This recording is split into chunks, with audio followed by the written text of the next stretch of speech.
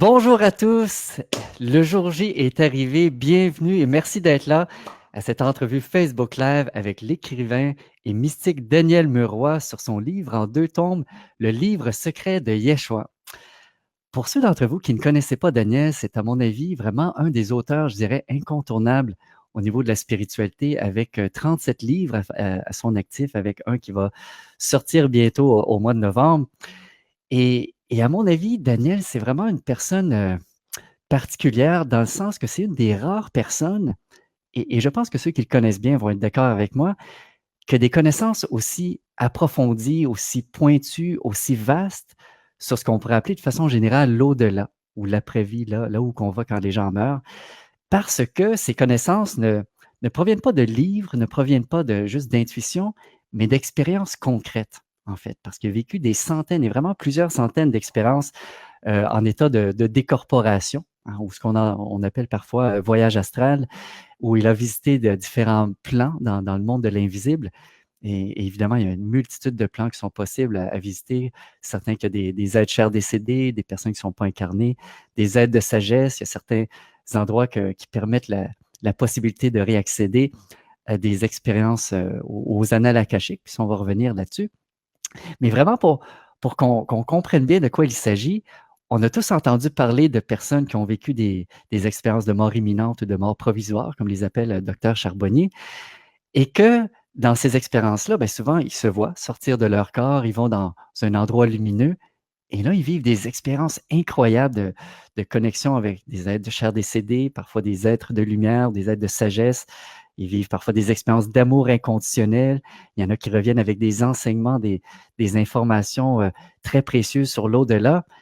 Et de façon générale, les gens vivent une expérience, ou parfois deux, mais de façon générale, une expérience. Alors que Daniel, de son côté, ben, il a été des centaines de fois dans ces endroits-là. Et ça depuis plus d'une quarantaine d'années. Donc, c'est pour ça que, à mon sens, son témoignage est particulièrement intéressant et il mérite d'être exploré, je dirais, ne serait-ce que pour s'en faire sa propre idée. Et le livre d'aujourd'hui, ben, il se distingue de, je dirais, de tous les livres de tous ses livres précédents d'une façon particulière, c'est qu'il révèle la vie de Jésus telle que ça se serait vraiment passé il y a plus de 2000 ans, du début, donc de la naissance jusqu'à la fin, et comme si ce n'était pas assez, du point de vue de Jésus. OK? Parce que dans ses autres livres, ou du moins certains de ses autres livres, il rapporte dans les Annales akashiques le point de vue d'autres personnes alentour de lui, alentour de Jésus, mais là, on parle du point de vue de Jésus. Donc maintenant, OK, s'il y en a parmi vous qui ne connaissez pas Daniel, c'est possible que vous ayez une réaction similaire à celle que j'ai eue là très longtemps, qui ressemble peut-être à quelque chose du genre, ben voyons donc, qu'est-ce que c'est que cette affaire-là? Ça n'a pas d'allure, ça n'a pas de sens. Il est peut-être bien gentil, mais il doit y manquer des boulons à quelque part. Et je pense que cette réaction-là est non seulement normale, mais à quelque part, elle est saine dans le sens que, je ne sais pas si vous êtes d'accord avec moi, mais aujourd'hui, au niveau de la spiritualité, il y en a de toutes les couleurs, hein? Autant différents niveaux de qualité au niveau des enseignants que des enseignements de façon générale. Donc, tout ça pour dire que je comprends si jamais vous avez l'impression que tout ça, c'est invraisemblable, c'est incroyable, mais rassurez-vous, le but n'est pas de convaincre qui que ce soit, hein. L'objectif, c'est vraiment de vous donner accès, vous donner l'opportunité d'entendre Daniel, hein, parler de son livre, ce qu'il a vécu, ce qu'il a ressenti, ce qu'il a appris, et de vous donner l'expérience l'opportunité de ressentir ce qu'il dégage quand il en parle, et voir ce que ça résonne chez vous, tout simplement. OK? Mais ce qui est très important, heu, il est évident, je pense, que certains des contenus, des informations qui vont peut-être, choquer certaines personnes, OK? Même si ce n'est pas le but. Toutefois, ce qui est important, c'est que, je dirais, par respect par l'auteur et par respect pour tout le monde qui sont ici aujourd'hui, que les commentaires se fassent avec respect, OK? Parce que c'est complètement OK de ne pas croire, de ne pas être d'accord, ça c'est OK, mais que tout se fasse avec respect, c'est important. Et d'ailleurs, si jamais il y avait des commentaires qui ne seraient pas respectueux, mais pas par la suite, je vais les effacer, non pas par censure, hein, mais juste par désir de conserver un certain niveau de qualité au niveau des interactions. Donc, sans plus attendre, les amis, on va inviter Daniel à se joindre à nous maintenant. Super. Bienvenue, Daniel, à cette entrevue. Merci d'avoir accepté. Jean-Charles, merci à vous tous qui vous êtes joints à nous et qui continuez de vous joindre à nous. Ouais, c'est super parce que jusqu'à présent, tu as fait à peu près quoi, quatre entrevues hein, sur ton livre. En vidéo, oui, je dois être à peu près 4 vidéos qui existent sur ce deuxième tome-là, oui. Ouais, parfait. Donc, évidemment, comme je mentionnais, bon, le but, c'est de compléter ces entrevues-là, mais en même temps, je pense qu'il y a quand même certains points qui sont importants à aborder pour clarifier au niveau des auditeurs, ceux qui ne connaissent pas certains aspects, et notamment l'aspect d'accès aux annales akashiques. Donc, j'aurais trois questions pour toi à ce sujet-là, de façon sommaire, genre, euh, qu'est-ce que les annales akashiques? Comment est-ce que tu t'y rends? Et comment c'est pour toi quand tu expérimentes, quand tu es là-dedans, en fait? Bon, évidemment, bon.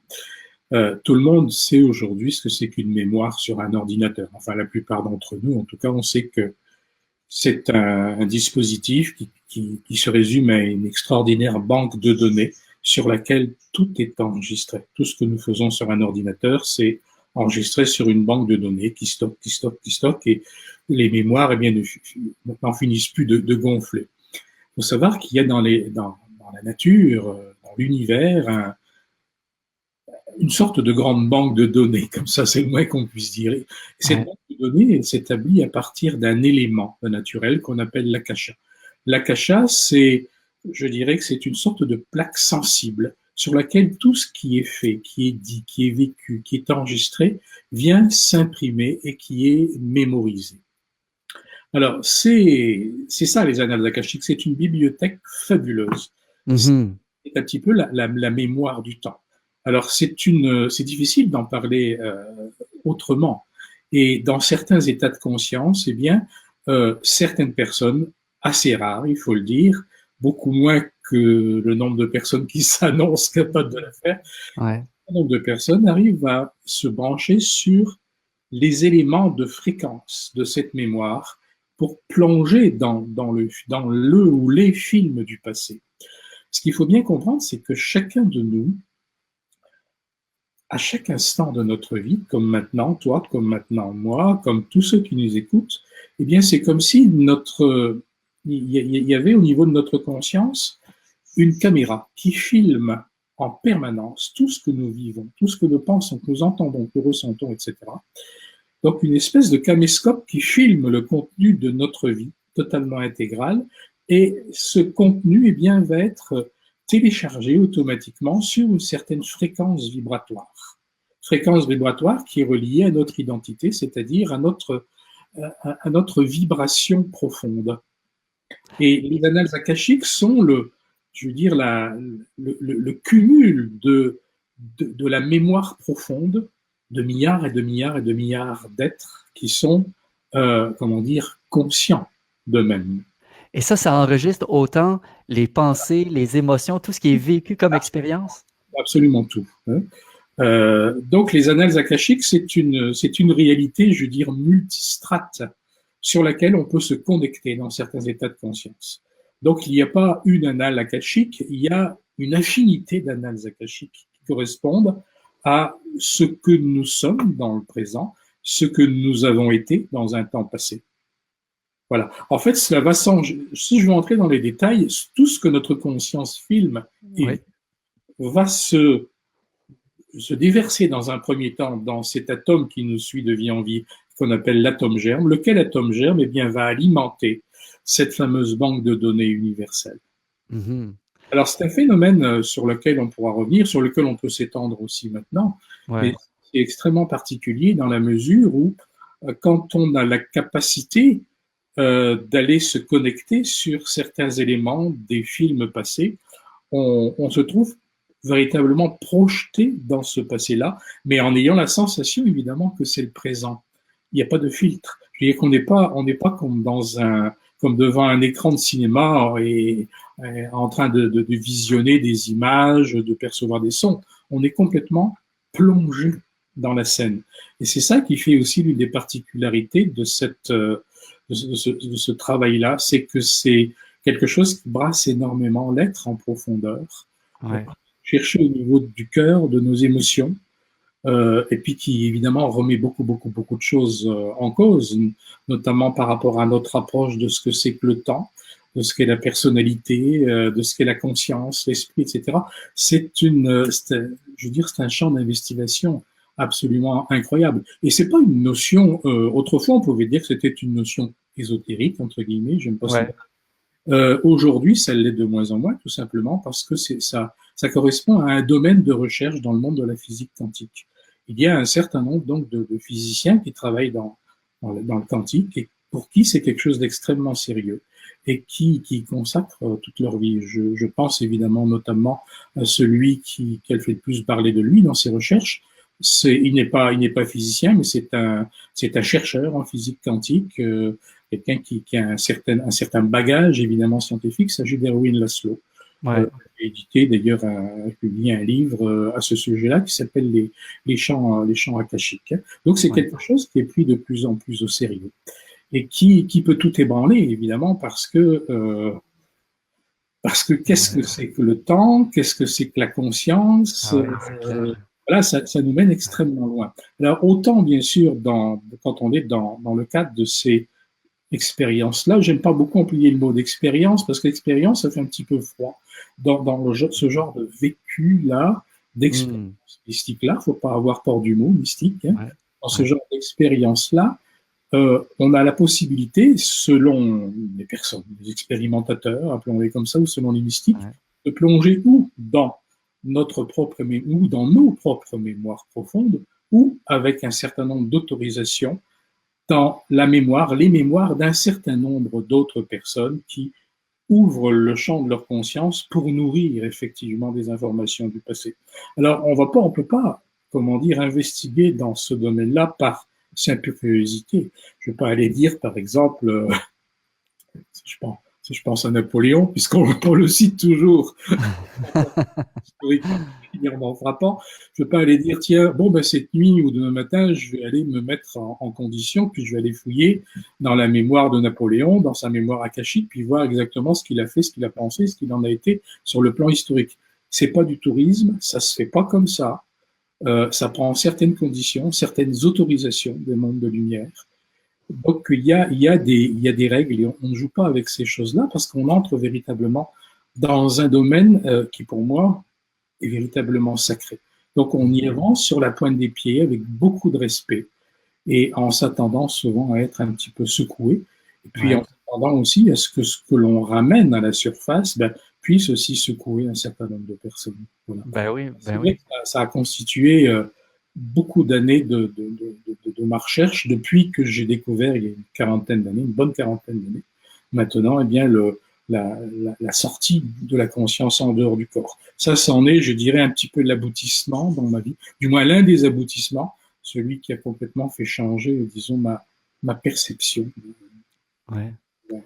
Et quand tu es dans les annales akashiques, est-ce qu'il y a des êtres qui guident, genre qu'on te donne accès à certaines choses, c'est toi qui se promènes puis que tu visites ce que tu veux voir ou... Difficile à décrire. Il y a, comme on dit, il y a un état de conscience dans lequel, moi, je commence par une décorporation, c'est-à-dire je sors ma conscience en dehors de mon corps, et puis ensuite je fais un travail, je dirais, de mise en condition en dehors de mon corps, et j'essaie de me connecter à une certaine fréquence vibratoire avec ma conscience qui est orientée vers une personnalité du passé, vers un être du passé, quand ce n'est pas moi personnellement. Et lorsque la chose est possible, lorsque la connexion est possible, eh bien, il y a je sais qu'il y a une certaine fréquence, pas une fréquence, je dirais une harmonique des sons que j'essaie de générer en moi et qui est envoyé comme par écho du monde akashique. Et ça constitue je dirais un code d'accès. On parle beaucoup de code en ce moment, évidemment, avec toutes les découvertes de l'informatique, mais il faut générer en soi cette harmonique. Et là, je peux dire que les portes du temps s'ouvrent. Et ça, voilà, c'est fabuleux. Mais c'est difficile d'en parler autrement que comme ça, parce que ça met dans un état de conscience où tout explose autour de nous. Et ce qu'il y a de très particulier dans ce genre d'expérience, quand elle nous est donnée, c'est que on a à la fois je veux dire, on garde la perception de qui on est en tant que mystique, expérimentateur, et en même temps, on partage complètement le vécu de l'être que l'on a été ou de l'être dont on est autorisé à pénétrer la mémoire. Donc ça crée une sorte de... Ça prend une forme de gymnastique intérieure Ouais. qui est extrêmement précis. Et on n'en revient pas intact, je dirais. Alors oui, c'est un privilège, mais en même temps, c'est une responsabilité. Et puis ça demande beaucoup de, je veux dire, de maîtrise des émotions, du mental, et même corporellement aussi, parce que c'est un choc au niveau de l'être. Ben oui, je peux comprendre, surtout au niveau de le personnage de Jésus comme tel. Et peux-tu me raconter comment c'est venu cette demande-là qu'on t'a fait? D'abord, c'est une assez longue histoire parce que Ouais. j'ai commencé vraiment à développer mon travail dans les annales akashiques. Un certain nombre de personnes m'ont dit, mais pourquoi tu ne ferais pas ça avec Jésus, Yeshua? Et moi, je me disais toujours, voyons, c'est invraisemblable, c'est trop énorme. Comment on, entre guillemets, me laisserait pénétrer dans sa propre mémoire? Comment sa conscience à lui, intemporelle, me laisserait-elle pénétrer dans sa propre mémoire? Il y a là une forme d'intimité et d'hyper sacré. Je ne peux pas imaginer ça. Donc j'ai mis ça de côté et c'est d'ailleurs une question à laquelle je réponds de cette façon-là dans un livre qui m'a été consacré par les éditions Ariane, un pionnier de l'éveil. Il y en a qui me l'ont fait remarquer, la question m'a été posée. Ouais. Page 53. de faire un travail au niveau des annales akashiques sur Jésus, autrement que comme je l'avais fait par des contemporains qui l'ont fréquenté et par mes propres souvenirs à l'époque où il s'est incarné. Et puis, il y a, je dirais à peu près 6 ans, mon épouse Marie-Joanne m'a dit, tu sais, il faudrait, moi je pense quand même, qu'il faudrait que tu fasses ce travail sur Jésus. Et ma réponse était toujours la même, mais c'était comme si elle sentait quelque chose venir. Elle est très, très intuitive. Hein. Mm-hmm. Il s'avère que, eh bien, il y a à peu près 5 ans maintenant, ou 5 ans et demi, je ne sais plus exactement, enfin, dans ces eaux-là à peu près, j'ai eu un contact, je dirais, très, très fort avec le maître Morgan de la fraternité de Shambhala. Et il m'a dit, est-ce que, c'est lui qui m'a fait la proposition, il m'a dit, les mondes de l'invisible sont prêts à t'ouvrir les portes de la mémoire de Yeshua. Sa conscience universelle est d'accord pour cela. Est-ce que tu acceptes de faire ce travail-là? Ça s'est passé d'une façon aussi claire et nette que ça m'a fait un peu partir à la renverse. Ben oui, comment tu as réagi? Bon, c'était trop gros. Ça semblait trop gros. En même temps, je me disais, c'est peut-être ça que je dois faire d'essentiel, parce que j'ai toujours eu l'impression, jusqu'à ces années-là, que l'œuvre de ma vie n'était pas faite. C'est-à-dire que quelque chose de gros m'attendait et que tout ce que j'avais fait jusque-là était une préparation. Et quand ça m'a été dit par le maître Moria, j'ai dit, bon, ben, effectivement, ça doit être ça. Alors, je me suis rendu à sa raison, il faut dire, et puis là, le travail a commencé. Et ça a été tout de suite incroyablement bouleversant. Mais au départ, je dois dire que moi, je me disais, ça va être gros, hein, 600, 700 pages peut-être, parce que j'imaginais qu'il y avait beaucoup de choses à développer. Et puis, lorsque, à un moment donné, au bout de quelques mois d'écriture, Yeshua, Jésus avait toujours à 12, 13, 14, 15 ans, moi que j'étais déjà arrivé à 250 pages à peu près, je me suis dit, mais attends, là, où est-ce que je m'en vais? C'est pas 600-700 pages qu'il va falloir. Et puis au bout du compte, ça donne 2 tomes. Le deuxième tome s'est imposé et on arrive quasiment à 1200 pages. Quoi. Et j'ai supprimé beaucoup de choses de ce que je revivais par ses yeux, tout simplement parce que ça n'aurait plus eu de sens. Ça aurait donné un livre de combien? 3000 pages, 4000 pages. Ouais. À un moment donné, il faut s'arrêter. Et puis, se dire ça, je l'écris. Et ça, c'est peut-être pas la peine. Il y a une répétition, etc., etc. Il fallait trouver une dynamique dans le récit. Ouais. Donc, juste pour clarifier pour les gens, Euh, le premier tome, c'est juste avant ses 33 ans, avant sa vie publique. Sa vie non publique, on va dire. Ouais, la vie non publique. Et le Et deuxième tome sur ce qui vient après jusqu'à la fin de ses jours, en fait. ouais, c'est 33 ans jusqu'à la fin de ses jours. Ouais, ouais. Et tu mentionnais tantôt brièvement qu'on ne peut pas en ressortir intact. Est-ce que tu es en mesure de nommer c'est quoi l'impact que ça a eu chez toi? Je ne sais pas si c'est décrivable, je ne sais pas. Comment parler de ça? Je ne sais pas. Et Ouais. que chacun essaie d'imaginer que pendant 4 ans de sa vie, plusieurs heures par jour, il est vécu à travers le regard de Yeshua, de Jésus, ce qu'il a vécu, qu'il ait été habité pendant ces années-là par ses pensées, ses émotions, ses ressentis. C'est quelque chose d'inexprimable. Moi, j'ai l'impression qu'il y a quelque chose de vibratoirement changé en moi. Il y aura toujours, comme je l'ai dit à chaque fois que j'ai fait une entrevue, il y aura toujours pour moi un avant ce livre-là, si je considère que les deux font une œuvre, et après. Difficile d'en parler autrement. Je ne peux plus avoir le même regard.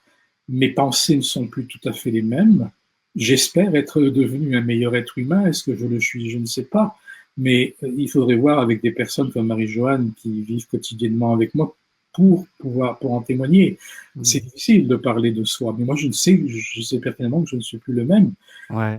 Et j'espère, dans ce sens-là, avoir été aussi contagieux.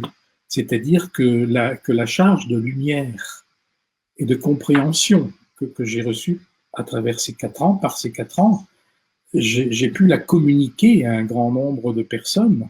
C'est un peu l'impression que j'ai, parce que j'ai reçu énormément de témoignages par rapport à ce livre-là, et la plupart, l'immense majorité, va dans cette direction-là. Donc, Ouais. je peux croire effectivement que ce quelque chose qui a changé au niveau de mon cœur, de ma compréhension, de ma conscience, j'espère l'avoir communiqué, ne serait-ce qu'un peu à ceux qui me lisent et qui apprécient ce travail-là. C'est un travail d'ensemencement. Mais c'est vrai que je m'estime extrêmement privilégié d'avoir pu vivre ça. Et pour moi, c'est un changement d'ordre cellulaire aussi. Ouais. C'est pas intellectuel du tout. Hein. C'est Ouais. intellectuel. J'ai pas de grande théorie à développer par rapport à ça. C'est pas un travail, je veux dire, c'est pas un travail de recherche. C'est un travail de vécu intense. Hmm. Au milieu de tout ça, il y a des découvertes absolument fantastiques qui font on est métamorphosé, quoi. Enfin, en tout cas, je Ouais. suis anti-métamorphosé. Ouais, ouais, ouais. Ben, je dirais que, tu sais, pour te connaître depuis quand même un petit bout de temps, j'ai remarqué qu'il y a quelque chose, puis je ne suis pas capable de le nommer, mais on dirait que dans la voix, dans ce qui se dégage, il y a quelque chose de différent, mais je ne suis pas capable de le nommer davantage. C'est difficile, hein, c'est difficile à Ouais, décrire. ouais. Je suis beaucoup plus en état de confiance, je dirais, dans ma vie. J'ai toujours été, je ne suis pas du tout quelqu'un d'inquiet, ni d'anxieux, ni d'angoissé, quoi que ce soit. Bon, je pense que ça paraît, mais c'est comme si depuis ce vécu-là, il y avait encore quelque chose d'autre dans lequel je suis entré, sans pouvoir le définir très précisément. Ouais, ouais, ouais. Parfait. Bon, ben, merci d'avoir partagé cette partie-là. Si c'est OK avec toi, maintenant, on va aborder un petit peu justement ce qui touche à la première partie du livre, le personnage de Jésus, parce que bon, avant 33 ans, la majorité des gens n'ont aucune idée, hein, qu'est-ce qui s'est passé avant Oui, la vie publique. j'ai vu Et grand-chose, hein. Non. ben oui, et j'aimerais ça, dans le livre, assez tôt dans sa vie, Jésus a été identifié comme étant la réincarnation de Zoroastre ou Zarathustra. Peux-tu nous raconter un petit peu comment il a été identifié? Et puis Zarathustra étant un avatar, ben c'est quoi un avatar aussi? Oui. Dans les évangiles canoniques, on va dire, dans l'histoire officielle qui est véhiculée par l'Église, on parle d'une fameuse fuite en Égypte euh, pour fuir des persécutions, etc. Bon, Hérode qui aurait donné l'ordre de mise à mort, qui aurait entendu parler de la venue d'un Messie, et puis pour échapper à l'exécution des premiers-nés de chaque famille, on parle de la fameuse fuite en Égypte. En fait, ça c'est une histoire qui a eu lieu quelques siècles avant notre ère. Donc, c'est OK. passé une époque, On l'a plaqué sur l'histoire et sur ce qu'on appelle la Sainte Famille, tout simplement pour parler de ce séjour en Égypte. En fait, les, les, les sages esséniens de l'époque, puisqu'il est né dans une communauté essénienne, avaient été informés du fait que l'enfant de Myriam et de Joseph était un avatar, c'est-à-dire un maître de sagesse venu du passé, ce qu'on appelle une incarnation divine, avatar. Je vais revenir sur ce mot dans quelques instants. Mais il fallait quand même une certification. On dit que c'est ça, mais est-ce que c'est vrai? Et il savait qu'il y avait un temple en Égypte, ce temple s'appelle aujourd'hui Dendera, dans lequel qui était dédié aux naissances et aux incarnations, donc, dans lequel il y avait un certain nombre de sages, comme aujourd'hui on appellerait des mages, tout simplement, qui avaient je dirais pour spécialité, le mot n'est pas beau, mais enfin, pour capacité d'aller chercher, après, avec beaucoup de méthodes, d'après les cartes du ciel, d'après la reconnaissance d'objets comme chez les Tibétains aujourd'hui, d'aller chercher l'histoire de l'âme d'un nouveau-né qu'on leur présentait. Et donc la fuite en Égypte, c'est pas une fuite, c'est tout simplement ce voyage qui les a amenés jusqu'à Dendera, de façon à savoir qui était l'âme qui venait habiter dans le corps de ce petit être que Myriam avait mis au monde. Et donc ils en ont déduit, ces sages, et bien que ce petit enfant qui s'appelait Joseph, comme son père d'ailleurs, Joseph, était la réincarnation de Zoroastre, donc grand maître de sagesse du passé. Et donc il a été inscrit, ce petit Joseph, il a été inscrit ensuite à l'école essénienne du Krmel en tant que réincarnation Zoroastre, en tant que grand maître de sagesse qui venait reprendre le flambeau de la connaissance pour rénover ce flambeau et le transmettre à nouveau à l'humanité. Alors, on va revenir sur la notion d'avatar. Avatar, c'est un terme sanskrit, donc qui est rattaché à l'hindouisme et aussi au bouddhisme par la suite, et qui définit un être dont le karma est absolument lavé, c'est-à-dire qu'il n'est pas, censé devoir se réincarner, mais qui ne se réincarne que pour accomplir des missions très précises sur le plan cosmique et terrestre en général. Alors on va dire, mais quelle est la différence entre un bodhisattva et un avatar? On pourrait dire qu'un avatar, c'est un super bodhisattva. Dans ce 10. Et là, l'une des caractéristiques des avatars, c'est qu'à un moment donné de leur vie, eh bien, la plupart d'entre eux, du moins, vivent ce qu'on appelle un adombrement. C'est-à-dire qu'ils ne se contentent pas simplement d'être des maîtres de sagesse du passé réincarnés. À un moment donné de leur vie, ils sont investis par une puissance qui n'est pas une puissance terrestre, qui est une puissance cosmique, qui est une puissance que l'on peut appeler christique, de nature christique. On pourrait dire bouddhique aussi, peu importe. Tout ça, ce sont des termes qui nous arrangent plus ou moins selon notre culture. Alors, qu'est-ce que c'est que l'adombrement, justement? L'adombrement, c'est un phénomène dont on ne connaît quasiment pas en Occident, à moins qu'on ne s'intéresse aux philosophies occidentales. Par contre, étrangement, on sait ce que c'est qu'une possession. Possession en Occident. Il y a tellement de films qui en parlent. On voit un phénomène, je veux dire, maléfique, diabolique. On dit, c'est une possession, tout le monde sait ce que c'est. Alors, on va dire que l'adombrement, c'est le même phénomène, mais lumineux. Alors, pourquoi est-ce qu'on n'arrive pas à assimiler la réalité possible d'un phénomène lumineux puis qu'on accepte complètement du phénomène qui sera bien sombre? Ça, c'est une histoire de mentalité, de culture.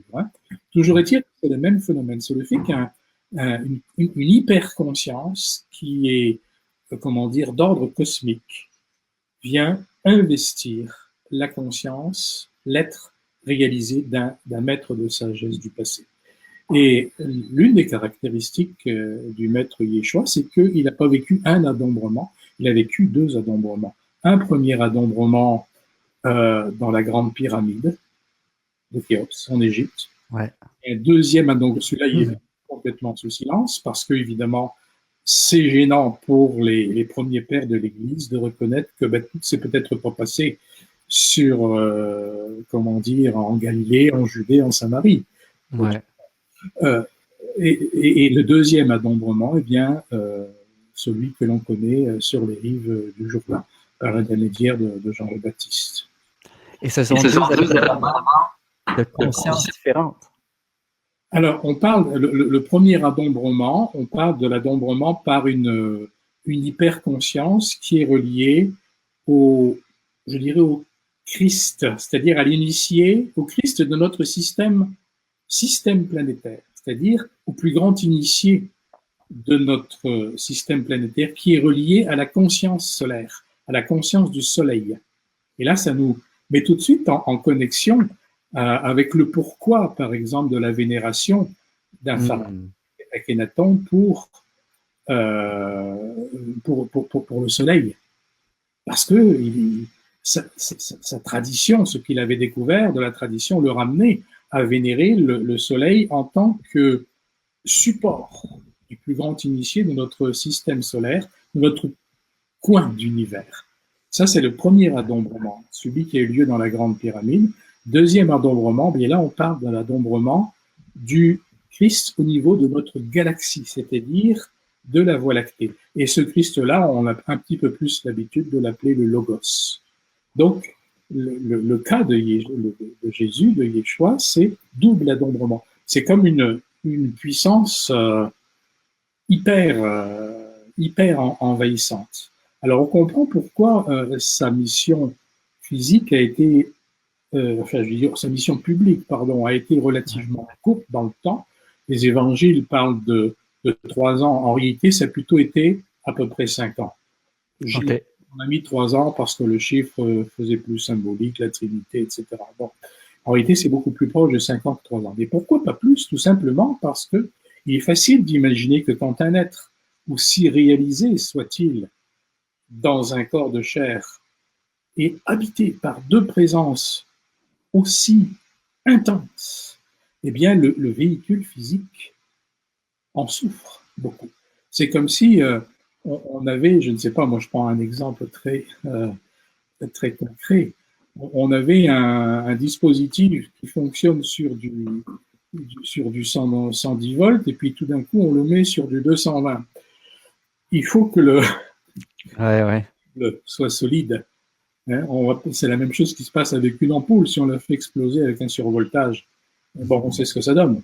Alors, il est évident qu'à la fin de sa mission publique, il fallait qu'à un moment donné, à la fois le Christ de notre système solaire et le Logos de notre galaxie, bien le quitte pour permettre à l'être humain, au maître de sagesse, de continuer, je veux dire, de ne pas exploser d'une certaine façon. Ouais.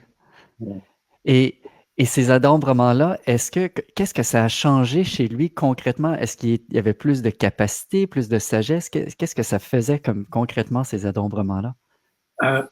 Ça encore, c'est difficile à dire. Hein. C'est au niveau de l'aura. C'est quelque chose qui était... Moi, à travers ses yeux, ce que j'ai ressenti, c'est un amour encore plus, une capacité d'aimer encore plus grande. OK. Une capacité d'aimer encore plus grande, une compréhension beaucoup plus élargie de tous les phénomènes, et en même temps une véritable surcharge énergétique aussi. Difficile d'en parler autrement. C'est extrêmement intime hein, comme perception. Mais ce qu'il faut dire, c'est que ce pourquoi c'est difficile d'en parler, c'est que lorsqu'il a commencé sa mission publique, c'est-à-dire que lorsqu'il est revenu des Himalayas, où il avait passé les 17 dernières années de sa jeunesse, il était en possession de ce qu'un maître de sagesse peut espérer de plus grand en tant que maître de sagesse. C'est-à-dire, il était en possession de ce que les orientaux appellent la paramukta. La paramukta, c'est la maîtrise de la matière, la maîtrise totale de la matière, c'est-à-dire le don de guérison totale, le don de matérialisation, etc. Tout ce que ça peut, comment dire, sous-entendre comme maîtrise de la matière. Je ne dis pas contrôle, parce que le fait de contrôler, il y a quelque chose de pas beau dans le contrôle, mais c'est-à-dire l'intimité avec le monde matériel, l'intimité extrêmement subtile et totale. Et donc, mais il fallait qu'il y ait ça déjà en lui, cet état de réalisation, que n'ont pas tous les maîtres de sagesse, loin de là, pour que la possibilité du double adombrement soit effective. Alors, il était comme une bombe atomique, je dirais, sur Terre. Et très souvent, à travers son regard, à travers son ressenti, très souvent, j'ai eu la perception intérieure qu'il se refusait le fait, qu'il bridait souvent des capacités de réalisation de miracles. Parce que sa nature le poussait à tout rendre beau constamment, à faire que tout le monde soit en santé et guéri autour de lui. Il rayonnait cela. Ouais. Mais la plupart du temps, il fermait aussi je veux dire, il ne rendait pas ce potentiel-là pleinement actif parce que chacun devait vivre aussi sa propre évolution et vivre son contrat d'âme, pour employer ce terme-là, jusqu'au bout. Ouais. Et que c'était une véritable bombe énergétique en réalité, mais qui ne pouvait pas se laisser aller en tant que bombe. Et est-ce que ces deux consciences-là, est-ce qu'elles se mélangeaient ou est-ce qu'il était capable de distinguer laquelle s'exprimait ou laquelle... Une fusion totale. C'était une fusion des deux. Oui. Alors, lorsqu'il s'adressait à son père, en fait, terme encore qui est un petit peu figé par l'Église, lorsqu'il s'adressait au divin, c'était à ces deux réalités qui fusionnaient avec lui. Il parlait à une autre dimension de lui qui était en connexion totale avec la plus grande présence vibratoire de notre système galactique. Ouais. Et cette présence-là, est-ce qu'elle était comme toujours là ou parfois davantage que d'autres ou... Parfois davantage que d'autres, c'est évident. Et par moments, une petite prise de distance pour lui permettre de se ressourcer. Et la plupart du temps, ces petites prises de distance, elles se passaient dans des moments où il avait besoin de se retirer, par exemple, dans le désert. Et c'est la raison pour laquelle aussi, dans les évangiles, une chose qui est juste dans les évangiles, lorsqu'il dit « Mon Père et moi, nous ne faisons qu'un », effectivement, ça répond aussi un petit peu à ta question, à savoir qu'il n'y avait pas de dissociation entre la présence christique absolue et sa présence en lui en tant qu'avatar incarné. Ouais. Ah, c'est vraiment fascinant tout ça, c'est gros. Et toi, quand il vivait ça, ben, tu vivais dans ton expérience la même chose? Est-ce que tu as ressenti cette conscience-là, cette conscience cosmique? Complètement fou, mais j'imagine. J'ai de la visite à côté. Il y a à peu près 19 ans. Elle aime bien se mêler des interviews. Aussi qu'elle revienne. Hein. Ouais. Alors, j'en étais. Ouais, donc je t'ai dit, donc, quand lui, il vivait ça, cette conscience-là, l'adombrement, ben, toi aussi, tu ressentais ce que c'était d'une certaine façon. J'imagine qu'il y avait un filtre. Ouais. On m'a imposé un filtre. Enfin, je veux dire, des présences de lumière m'ont imposé un filtre parce que je ne peux pas imaginer, moi, vivre exactement ce que lui a vécu. Il faut forcément, pour que ce soit supportable pour moi aujourd'hui, qu'il y ait eu une espèce de, comme si on baissait un peu de tension. Ouais. Capable de supporter ça dans mon quotidien. Ça va. Mais j'ai essayé de rendre compte par l'écriture le plus possible de cet état d'être, qui est un état de communion totale. Parfait.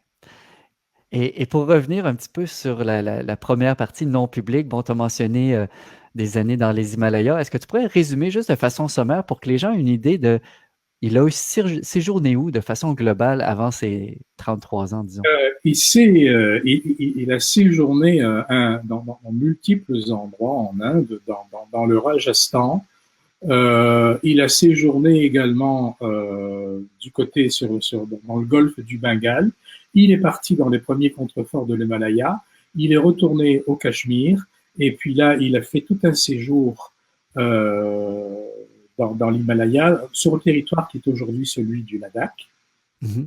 et il est retourné ensuite, pendant un certain temps, au Cachemire, pour revenir à travers toutes les steppes Pakistan, les hauts plateaux du Pakistan, Afghanistan, jusqu'en Égypte et réintégrer ensuite la Judée. Donc c'est tout un périple qui a duré 17 ans pendant lesquels il est passé par, comment dire, après avoir fréquenté l'école essénienne du Kremel jusqu'à l'âge de 12 ans. Parce qu'il est rentré au Carmel à 7 ans? À 7 ans, c'est ça. À 7 ans, ouais. 7 ans, c'était l'âge à peu près auquel il est rentré. Puis vers l'âge de 12 ans, là, il part. Je ne vais pas entrer dans les détails du livre. Oui, les gens pourront lire. Ouais. Il part suite à des songes et à des indications très précises avec des caravanes vers donc direction l'Himalaya. Et là, il suit tout un itinéraire dans l'Inde auprès de quelques maîtres de sagesse, de quelques traditions. Il découvre effectivement aussi l'enseignement du Bouddha qui existait, etc. Les enseignements du tantrisme, comment dire, himalayen, etc. Bon, il a donc baigné pendant ces 17 années d'absence en dehors de chez lui dans un, comment dire, un bouillon de différentes cultures spirituelles qui a contribué à le former. Il a redécouvert aussi pendant ce périple-là, réellement, autrement que parce qu'on le lui avait dit, redécouvert sa vie en tant que Zéraouchta, c'est-à-dire Zoroastre. Ouais. Il y a beaucoup de pans de sa mémoire qui se sont mis en, comment dire, bon, je me disais qu'on allait voir une petite visite là encore, la chatte.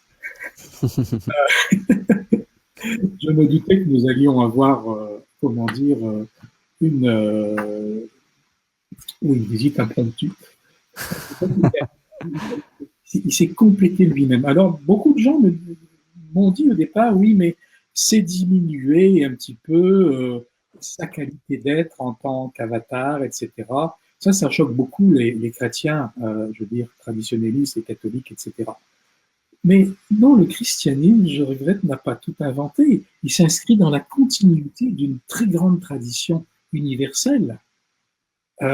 Il faut qu'un avatar, en tant que maître du passé pleinement réalisé, redécouvre ce qu'il a été et le pousse encore plus loin. Et ça n'est que, je veux dire, que grandir encore l'être qu'a été Jésus, Yeshua, de voir qu'il a accepté de reparcourir tout ce chemin d'homme de réveil.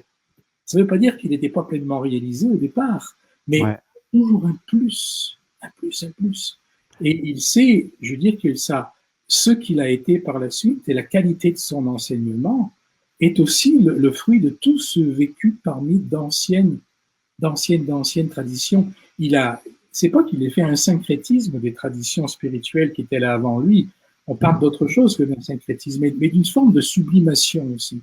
Il a apporté une autre couleur à l'enseignement spirituel universel qui était jusque-là présent sur Terre. Oui. Et puis justement, j'aimerais ça qu'on aborde l'aspect vraiment humain de Jésus, mais de la même façon qu'un petit chat qui est venu visiter, moi, je me suis rendu compte que mon écran pour avoir les questions, la batterie va aller à terre bientôt. Donc, j'aimerais un petit imprévu.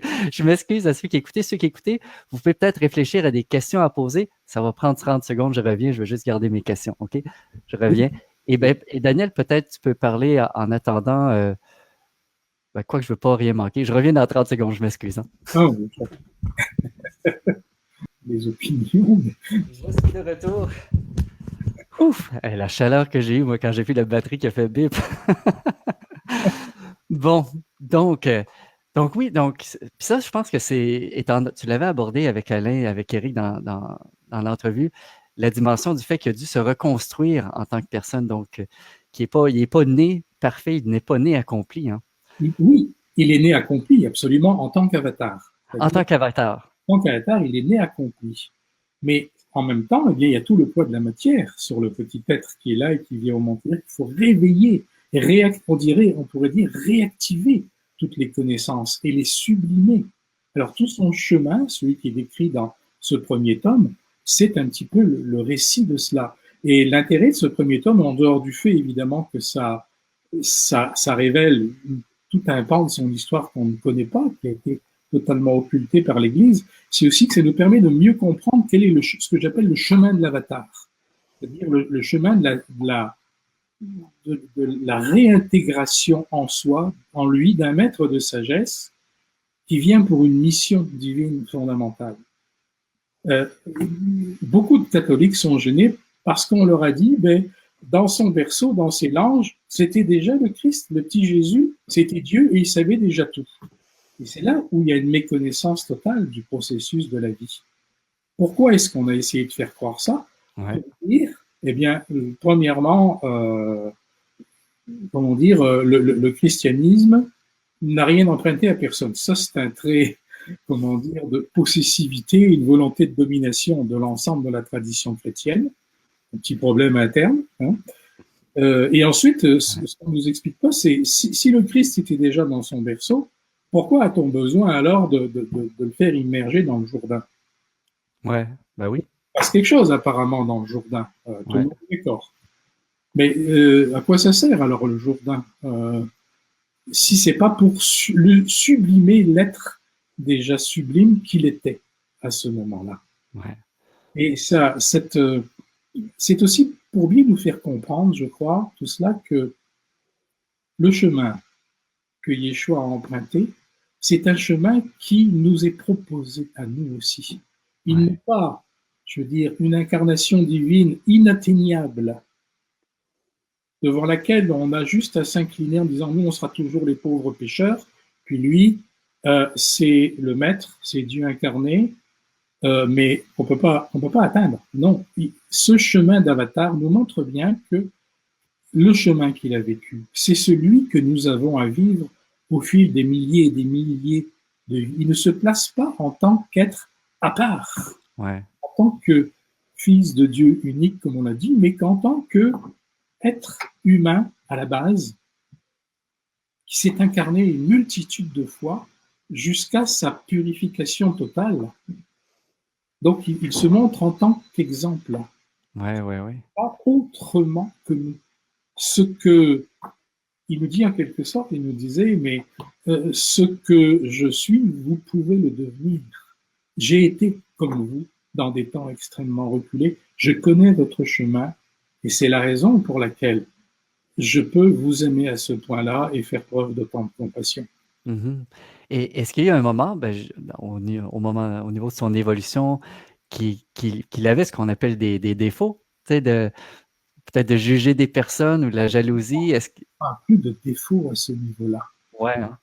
Non. Ça, je dois dire que en tant qu'humain incarné, on pouvait parler de perfection. Mm-hmm. Ça me semble une évidence. Mais la perfection, ça n'exclut pas des sensibilités, des fragilités en tant qu'être incarné. C'est-à-dire il a toujours voulu garder sa fragilité humaine, c'est-à-dire sa capacité à pleurer, sa capacité à se questionner pour certaines choses, à vouloir toujours un peu plus, sa capacité à s'émouvoir, donc à rester humain. L'une de ses prières fondamentales, ça a toujours été, oui, le divin m'habite, mais Seigneur ou Père, on disait Aboun. Ouais. Permettez-moi toujours de garder ma part d'humain. Parce qu'il est resté aussi extrêmement présent à l'horizontale. Et c'est ça qui est étonnant dans son parcours aussi. Pourquoi est-ce que la croix a été choisie au fil des temps et très très rapidement pour le représenter? On dit parce qu'il a été crucifié. Non, ce n'est pas ça. Les premiers temps ce qu'on appelle aujourd'hui le christianisme, c'est tricoté, c'est structuré. La croix n'existait pas. Il y avait le signe de reconnaissance des poissons, à cause des pêcheurs du lac de Tibériade, le lac de Kinneret, puis l'ère zodiacale des poissons qui l'inauguraient. Bon, la croix, c'est tout simplement le point de rencontre de la verticalité qu'il représentait et de l'horizontalité à laquelle il était attaché également pour œuvrer auprès de ses contemporains. Donc, travail à l'horizontale, dans la chair, dans le monde, dans la matière, qui Ouais. travaille à la verticale, et lui au centre. Donc la croix, la croix n'est pas le crucifix. Le crucifix, c'est le gibet qu'on a substitué, que l'Église a substitué, au véritable sens de la croix. Là, ça fait un certain nombre de fois où je parle de l'Église, mais il ne faut pas croire qu'elle soit mon ennemi, l'Église. Ouais. Moi, je ne pense pas dans ces termes-là, mais je pense que c'est une institution qui a eu son utilité, qui est sans doute encore utile pour un certain nombre de personnes, mais qui maintenant a fait son temps. Et je crois qu'il faut aller beaucoup plus loin, il y a beaucoup de choses à déblayer, puis pas avoir peur de dénoncer des mensonges. Pas de façon guerrière, pas de façon agressive, mais en posant de nouveaux paradigmes. Je crois qu'on voit très bien aujourd'hui que beaucoup de gens peuvent se sentir chrétiens, mais ils se sentent plus, je veux dire, reliés à l'Église. Et pourquoi ça? Les scandales dont on parle actuellement ne sont que, je dirais, la cerise sur le gâteau, si on veut bien me permettre cette expression. C'est la goutte d'eau de plus, mais il y a une infinité d'autres choses avant qui font qu'il y a une dissociation. On me dit quelquefois, mais c'est la science qui a mis à mal l'Église. Non, je ne le crois pas. Peut-être un peu, mais c'est beaucoup les erreurs de l'institution humaine qu'est l'Église. Personnellement, j'ai la sensation, ça peut peut-être paraître un petit peu prétentieux ce que je dis, moi je ne le dis pas de cette façon-là. J'ai l'impression que mon livre inaugure, pardonnez-moi si ça choque, inaugure un petit peu le passage du christianisme à ce que moi j'ai envie d'appeler le christisme. Par christianisme, toute tendance confondue, je fais référence à des institutions ecclésiastiques religieuses qui sont bâties de mains d'hommes et de volonté de pouvoir d'hommes. Lorsque je parle de christisme, je parle d'autre chose. Le Christ n'est pas relié, n'est pas la possession du christianisme. C'est un champ d'énergie en libre circulation dans l'univers et que par moment on peut trouver présent dans toutes les grandes traditions mystiques du monde. Ouais. C'est difficile à mettre ça, je crois. Ça peut aller beaucoup plus loin qu'on le croit.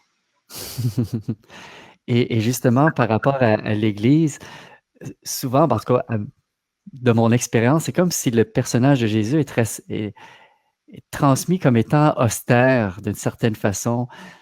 Comment est-ce que tu le décrirais, toi, Jésus, dans sa personnalité, ce que tu as vécu? Certainement pas austère.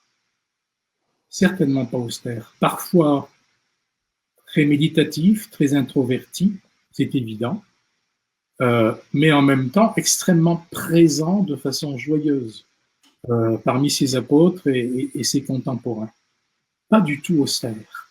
C'était un être avec lequel il nous arrivait de, si j'en parle par mes propres souvenirs à moi, en tant que Simon, à l'époque pas Simon-Pierre, Simon totalement inconnu, et par le regard que j'ai de lui à travers lui, pour la rédaction de ces deux livres, un être qui aime aussi plaisanter, rire,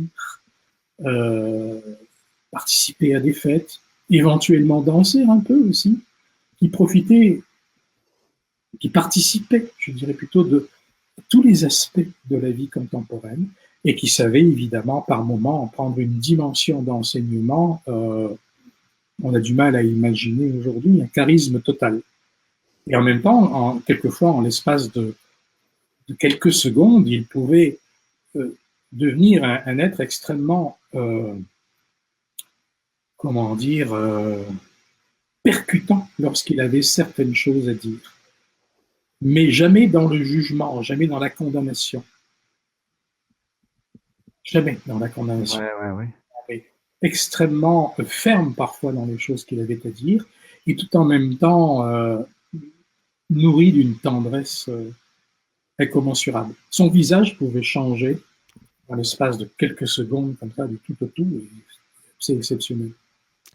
Ah, c'est intéressant. Et aussi, ce qu'on remarque dans le livre, c'est il semble, puis ça semble se manifester assez tôt, puis je vais faire apparaître une petite citation à l'écran pour que les gens puissent lire, puis je vais la lire ici, c'est la capacité, en fait, à savoir des choses comme intuitivement.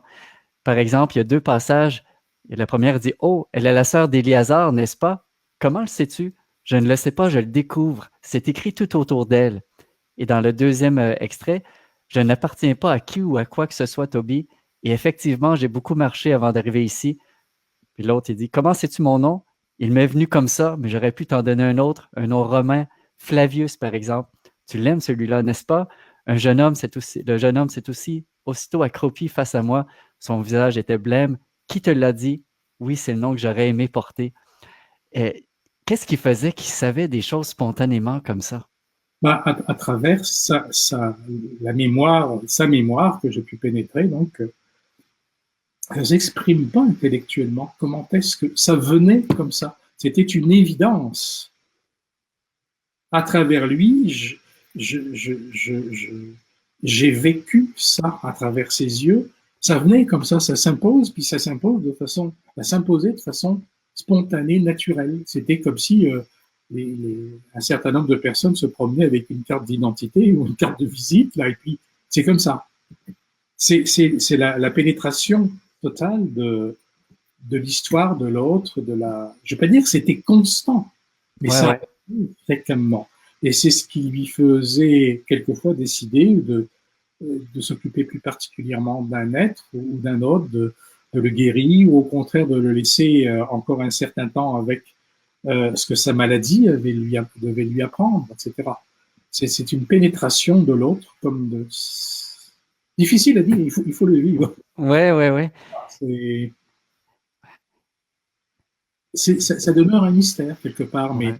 c'est un mystère qui permet de comprendre l'état d'intimité dans lequel il était constamment avec le divin. Pour lui, le divin, il le respirait comme nous respirons l'oxygène.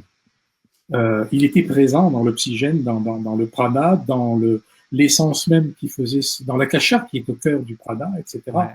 Il n'y avait pas d'espace possible entre lui et la présence christique sur le plan universel. Mhm.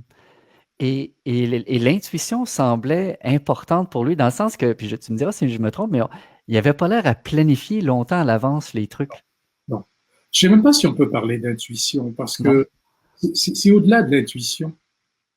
C'est parce que nous, quand on dit j'ai l'intuition que, c'est un petit peu c'est un petit peu comme si j'ai l'impression ou je pense, je sens que. Mais là, c'était pas ça. C'est au-delà de l'intuition, c'est une connaissance. C'était une connaissance. Une chose était écrite dans un individu, puis il pouvait la lire comme cela. Mhm. C'était. J'ai vu quelques maîtres de sagesse aujourd'hui en Inde, il y a quelques décennies, qui, par moment dans leur vie, avaient ce genre de connaissances-là, sans évidemment être au niveau de Yeshua. Ouais, ouais, ouais. On s'entend bien. Ouais, Mais manifester ces choses qui sont dans des attributs de ce que j'ai appelé tout à l'heure la paramukta. ouais, ouais, oui, oui. Dire que Et l'autre n'est plus différent de nous. Il y a une telle, comment dire, c'est au-delà de l'empathie, une telle une compassion, synchronisation, ouais, ou ouais, une compassion. une partie de nous, que nous sommes une partie de l'autre et son histoire ne nous est pas inconnue. Ouais. Et la notion de destin, parce que bon, il ne connaissait pas son destin depuis le début. Bah, Et il n'est pas venu au monde avec la claire conscience, je vais finir sur un gibet. Ça, c'est absolument certain. ouais, Il a découvert cela progressivement, le fait qu'à un moment donné, il faudrait que ça s'arrête. Et ce n'est que relativement peu de temps avant la crucifixion qu'il s'est rendu compte de ce fait qui était d'une certaine façon inéluctable. Et on peut comprendre pourquoi, hein, parce que ouais, je pense que si tout enfant, il avait déjà eu en lui la présence des souffrances de la flagellation, de la crucifixion, c'est beaucoup. C'est beaucoup et il ne lui a pas été demandé ça. ouais, ouais. Mais c'était quoi sa compréhension, ou toi, ce que tu as perçu, de la notion du destin? Est-ce que tout est vraiment préécrit, le libre arbitre? Tu sais, il y a beaucoup de gens qui se questionnent là-dessus. Qu'est-ce que tu en comprends, toi? Grande part de ça, ça rejoint un petit peu évidemment ce nouveau livre que je suis en train de publier actuellement, qui va s'appeler le labyrinthe du karma, la notion de destinée, etc. Euh, on ne peut pas associer l'histoire de Jésus, de Yeshua, à celle, à la nôtre. Je veux dire, il avait véritablement un destin. Chacun de nous a un destin, mais euh, il n'en dispose pas aussi librement que Yeshua disposait du sien. Je m'exprime peut-être mal. Je veux dire que oui, il y avait un point d'arrivée et des grandes intersections, comme pour chacun de nous. Ouais. Mais son libre arbitre était d'autant plus important que à tout instant de sa vie, il pouvait avoir une multitude de portes qui s'ouvraient. Et en tant qu'avatar, il disait je la prends ou je la prends pas. Et là, il y avait comme une espèce de, moi j'ai vécu ça à travers lui, une espèce de réseau énergétique constamment face auquel il était placé. Il faisait choisir telle chose, tel individu plutôt que tel autre, tel autre, tel autre. Après, des grands rendez-vous, oui, bien sûr, Ouais. il en a eu. Et ça, c'est le plan de l'incarnation de l'avatar cosmique, on va dire, qui a vraiment un impact à laisser à un moment très précis. Et cet impact, c'est celui-là et pas tel autre. Ouais, ouais, ouais. Et quelque chose aussi qui ressort assez clairement dans le livre quand on le lit, il ressent souvent le besoin de prier. La prière semble très importante pour lui. Est-ce que tu peux nous parler comment est-ce qu'il priait ou comment est-ce qu'il voyait la prière? Il priait rarement, je dirais, avec des prières toutes faites. Ça lui arrivait, Ouais, évidemment, bon, avec ses disciples, etc. Mais pour lui, la prière n'était pas, il ne concevait pas la prière comme une demande. Il la concevait comme un échange, comme un dialogue entre la présence divine, le divin immanent dans l'univers, et l'être incarné.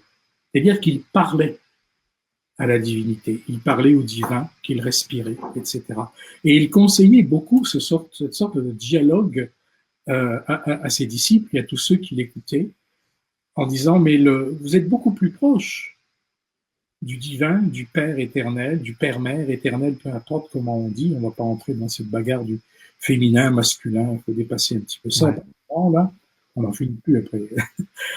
Il parlait c'est pour ça que je dis le divin. Mais est-ce que je devrais dire à la divine? Oui, pourquoi pas. Mais bon. ouais, ouais, ouais. Fait que c'était plus Oui. un élan du cœur spontané de s'adresser au Père. Mais pour lui, la véritable prière, c'était vraiment un échange. Un échange qui nous permettait de nous rappeler notre parenté avec le soleil central de tout ce qui est en réalité. C'est pas Ouais, parce que souvent quand on dit oh il faut prier, je prie, on pense prière égale demande égale supplique. Mon Dieu, ouais, faites-moi que, ou évitez-moi ceci. Donc il y a toujours une et ça c'est un travers de comment dire qui vient de notre perception fondamentale d'un rapport duel entre le monde de l'esprit et nous, entre le divin et nous. Il n'y a pas d'un côté le divin et nous. Il y a une seule réalité, donc il faut qu'on prenne conscience. Le divin, pour lui, Aboun, que ce soit Aboun ou l'hyper divin sur le plan universel, euh, était présent en nous. Il n'était pas de l'autre côté d'une frontière. ouais, On n'accédera peut-être jamais. ouais, Et donc, il voulait véritablement rappeler ça à chacun, que tant que on se sent extérieur à la réalité divine, il y a quelque chose qui marche pas. On reproduira toujours le jeu de l'opposant, quoi. Celui qui donne, celui qui reçoit. Non, la force de vie dans l'univers n'est qu'un mouvement perpétuel, un mouvement d'échange, un mouvement de communion, un mouvement de, de partage, de tout. ouais, Et ouais, la ouais. paix naît de ça et à la fois de la compréhension, de la réalisation de cette dynamique-là en soi. Mhm. Ouais, et ça me fait penser parce que je me rappelle, il y avait une prière que je crois qu'il commence en disant Père, à toi à qui je m'adresse comme si tu étais à l'extérieur de moi, mais qu'en fait, c'est que. Oui, mais en même temps, il réalisait bien, et puis on peut le réaliser chacun aussi, que on est piégé par les mots. Ouais, On est piégé par les mots. Bon, mais ça, c'est un petit peu le jeu du monde dans lequel nous sommes, il faut accepter aussi de reconnaître leurs limites aux mots que l'on utilise. Il y en aura toujours. Ouais, ouais, ouais.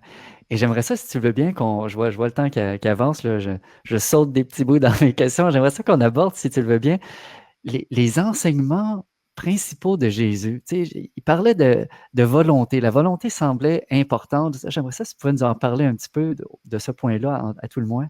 Oui, oui, parce qu'il partait du principe que beaucoup de choses dans le développement d'un être, spirituel et autres, doivent venir, enfin viennent, pas doivent, mais viennent nécessairement de la volonté, c'est-à-dire d'une posture intérieure de l'être qui décide de sa direction, de ce à quoi il tient vraiment.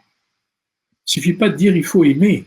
L'amour, c'est pas quelque chose qui tombe du ciel comme ça, Ouais. c'est une puissance, bien sûr, qui est immanente, mais qu'il faut apprendre à révéler en soi, à canaliser. Et pour ça, ça prend une décision de l'être incarné. C'est, voilà, à partir d'aujourd'hui, qu'est-ce qui me tient le plus à cœur? Qu'est-ce que je veux? Qu'est-ce que je veux incarner? Qu'est-ce que je veux manifester? Dire j'aime, c'est beau, mais il y a une quantité de gens qui disent j'aime, mais Ouais, est-ce qu'on a vraiment décidé de changer quelque chose dans notre vie?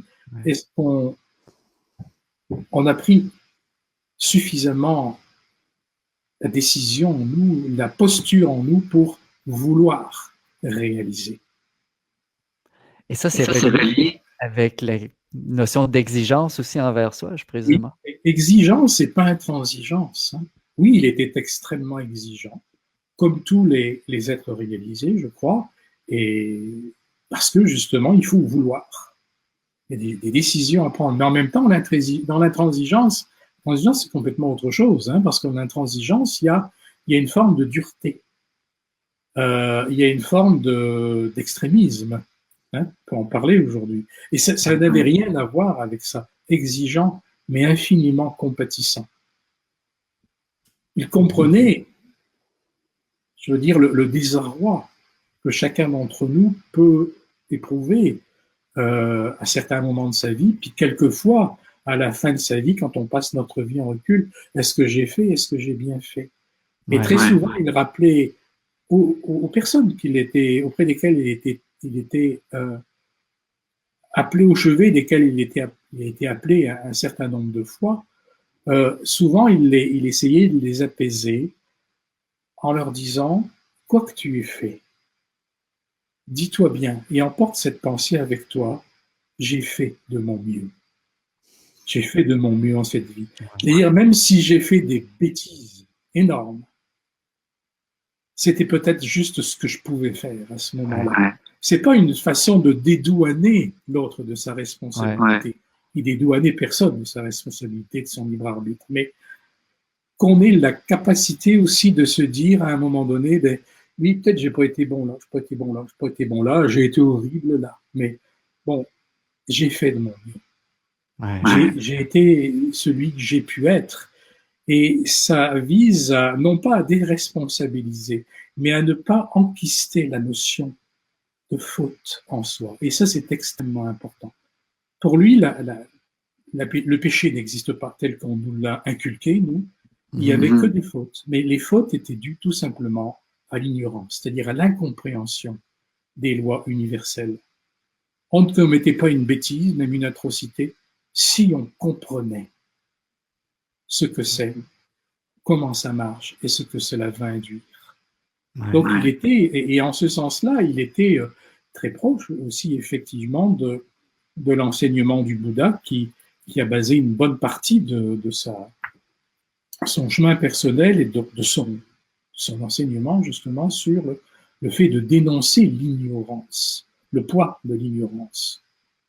Il faut instruire, il faut enseigner, il faut éduquer. Il ne suffit pas de dire à quelqu'un, et ça c'était son principe, tu dois faire ci parce que ça c'est bien, et pas ça parce que ça c'est pas bien. Ça aboutit à une forme de morale qui à un moment donné perd son sens. C'est pourquoi il est bien de faire ça, pourquoi il est juste de faire ça, pourquoi il est noble de faire ça, et décortiquer les moteurs. C'est pas parce que on te dit que c'est bien, que tu dois systématiquement croire que c'est bien ou pas bien. Mais regarde comment marche l'univers, comment fonctionnent ces lois, les lois de cause à effet, etc. Là, tu verras qu'il y a une logique. Il y a une logique dans le moteur universel. Pénètre dans cette logique-là, et tu vas voir que tous les engrenages de la vie vont être huilés. Ouais, ouais, c'est important, je pense, ce que tu dis, parce que C'est une question d'éducation. oui, oui, c'est pas de faire le bien parce que je vais être récompensé, puis de pas Non, faire le mal parce que je vais être puni, c'est de comprendre pourquoi en arrière. c'est ça, c'est ça, Ouais, c'est ça. C'est pas tu vas aller à la messe le dimanche, si tu vas pas, tu es en état de péché mortel. Euh, non, ça n'avait rien à voir avec ça. ouais, Et c'est là où je trouve que l'Église a véritablement complètement manqué, je veux dire, à sa mission.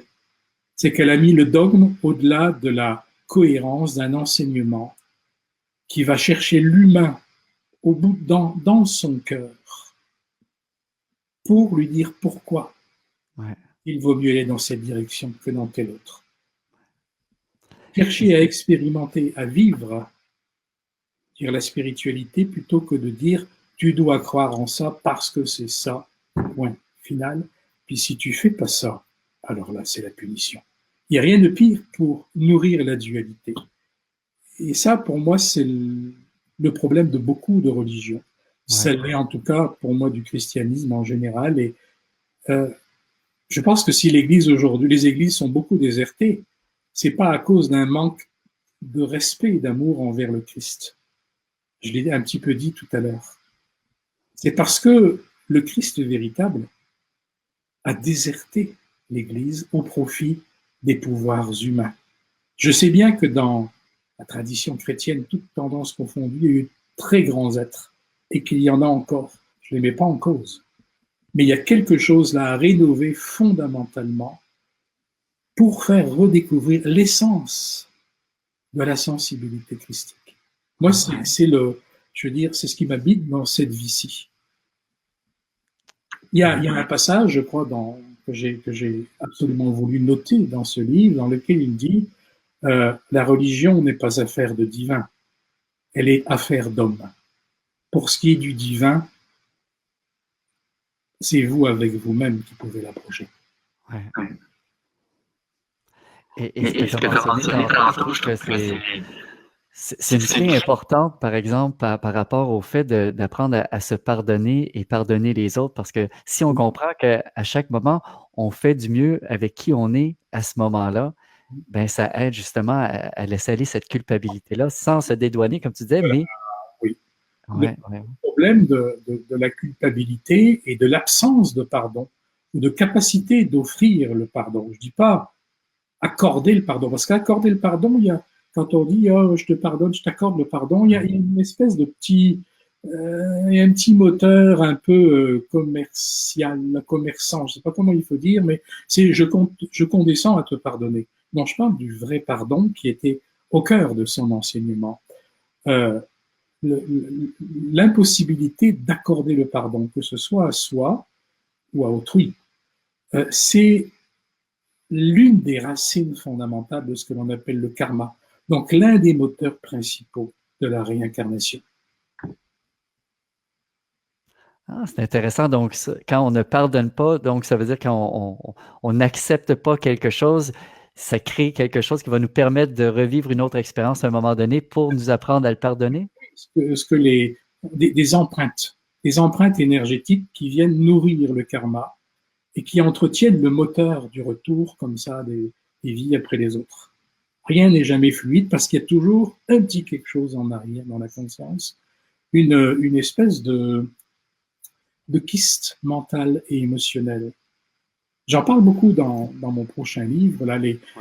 ces kystes-là, ces empreintes mentales, les orientaux en parlent sous le nom de samskara, par des empreintes du samskara. Et ces empreintes du samskara, ce sont des empreintes que notre supraconscience nous lègue de vie en vie par l'intermédiaire de notre atome germe. Quand on visite trop souvent dans une vie certaines attitudes, certaines façons de penser, certains schémas réflexes de comportement, on crée des empreintes de samskara à chaque fois.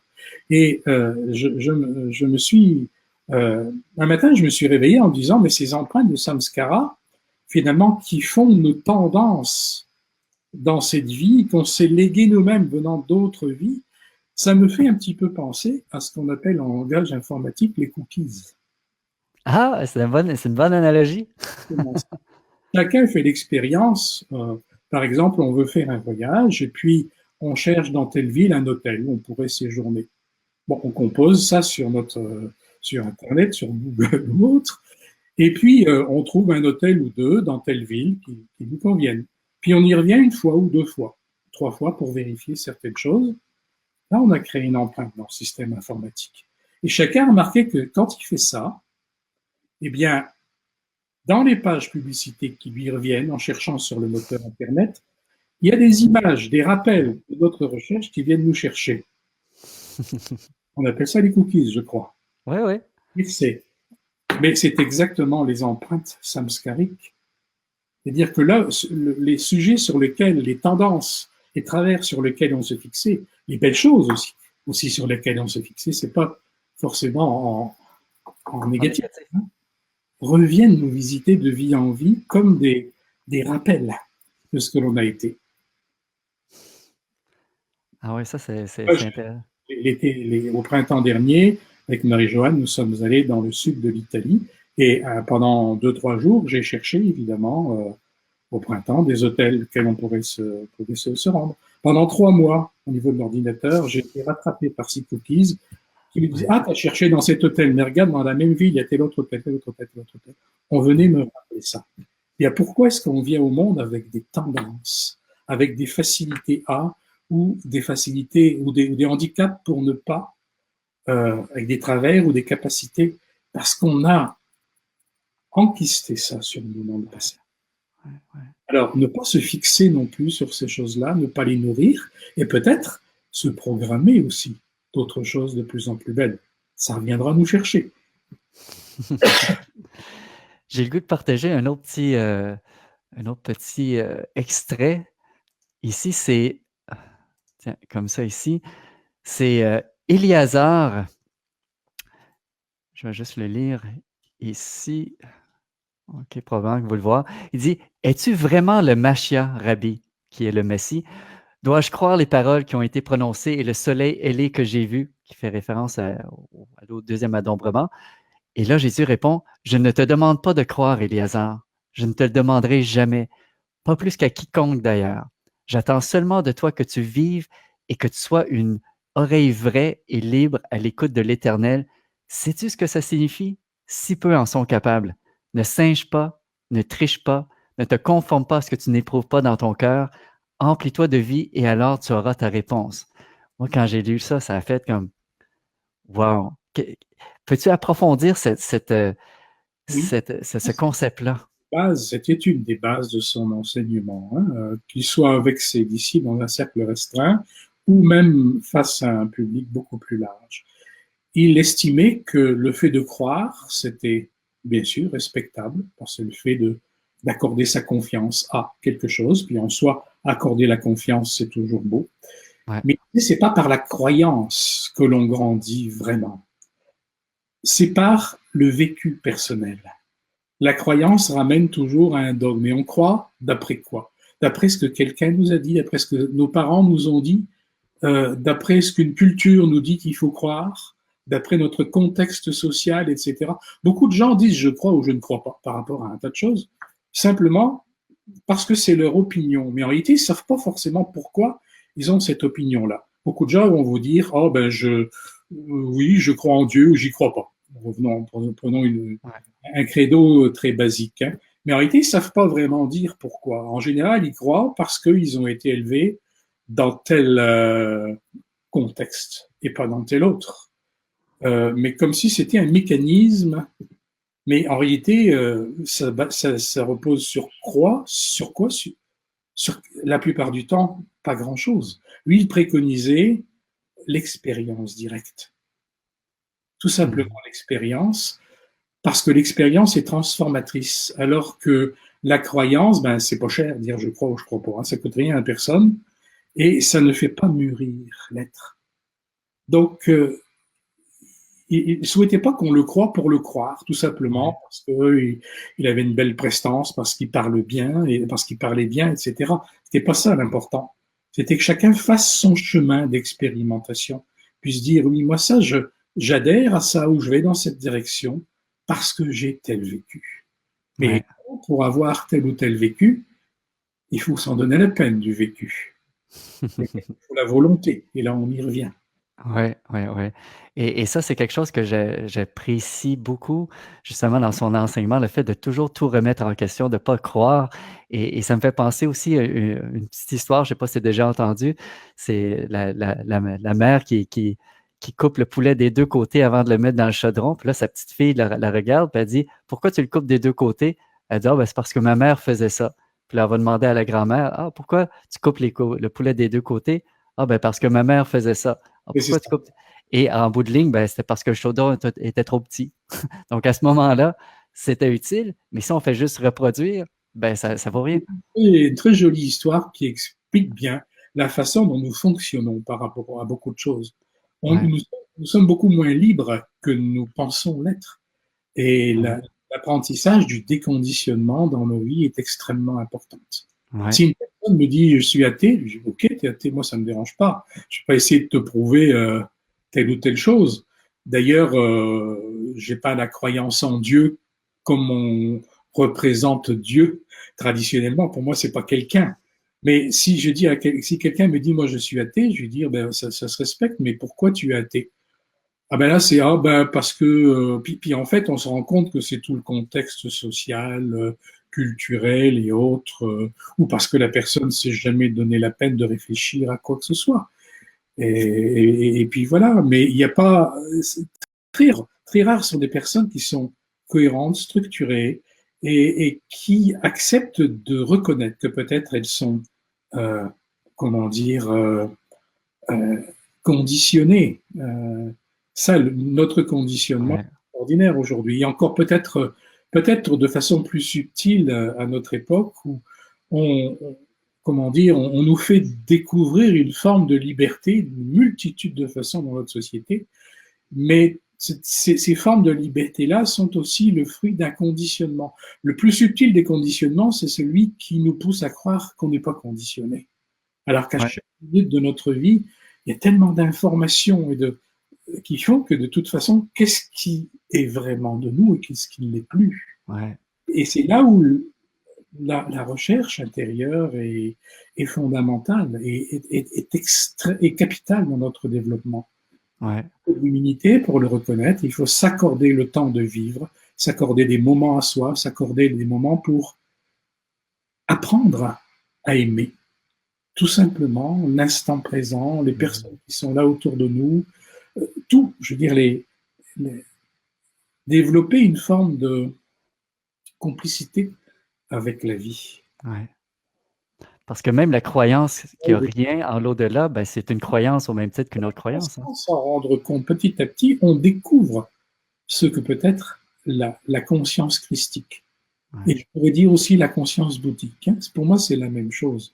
C'est passé par deux canaux différents, des sensibilités différentes, des couleurs d'âme différentes qui vont rejoindre des couleurs d'âme encore différentes, etc. Mais c'est pas, il n'y a pas de problème là. ouais, Pour moi, il n'y en a pas, il n'y en avait pas pour Yeshua non plus. Alors, certains me demandent là, pourquoi tu as dit Yeshua et pas Jésus, parce que quelque chose ouais, que tu ne comprends pas, etc. J'ai choisi Yeshua tout simplement pour me démarquer de la tradition de l'Église. Parce que beaucoup de personnes, il suffit de dire le mot de Jésus. Oh non, non, Jésus, on m'en parle pas, là. Le Christ, oh là là, on connaît ça, etc. J'entends beaucoup de réflexions comme ça.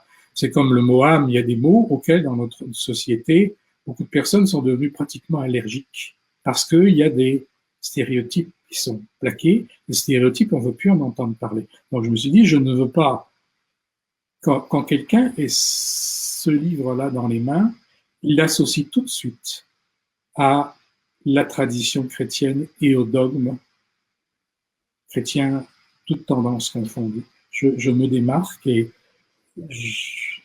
j'aime ça. Personnellement, je ouais, pense que c'est une façon de marquer un point aussi, un point non pas un point de rupture, mais un point de transformation et d'ouverture. Ouais. J'aurais pu choisir un autre nom, j'aurais pu dire Yehoshua. Parce qu'à l'époque, on prononçait Yehoshua, mais là, ça commençait à faire un petit peu. J'ai un dernier extrait que j'aimerais partager avant qu'on donne la- la parole à ceux qui sont là. Est-ce que là, ça fait déjà 1 heure et demie. Est-ce que ça va pour toi, Daniel? Est-ce que... Encore un petit quart d'heure. Ouais, un petit quart d'heure. Bon, ben, c'est parfait. Je pense que ça va donner le temps de faire le tour. Ici, c'est quelque chose qui risque de choquer peut-être certaines personnes. Peu d'hommes et de femmes au fil des siècles ont eu le courage de se demander si le Christ en ma personne avait eu une vie sexuelle, s'il avait approché la chair à la mesure qu'il avait chanté l'esprit. La réponse est oui. À travers chacune de mes fibres, il a vécu cela, tout comme j'ai vécu à travers sa présence et sa totale invasion de mon être. Ça, c'est quelque chose.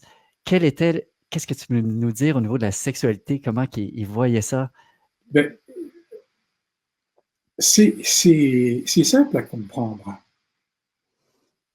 Et comment dire, les Juifs d'il y a 2000 ans, tout comme ceux de beaucoup dans d'autres cultures l'avaient déjà compris. Pourquoi rejeter l'aspect charnel de la vie? Ouais.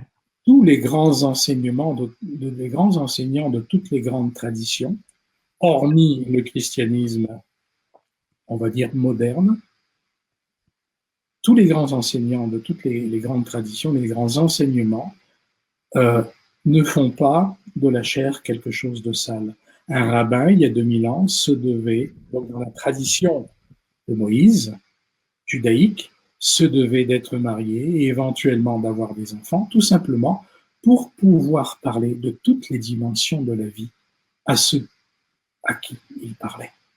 Et c'était logique, il n'y avait aucun scandale à ça. En Égypte ancienne, c'était la même chose.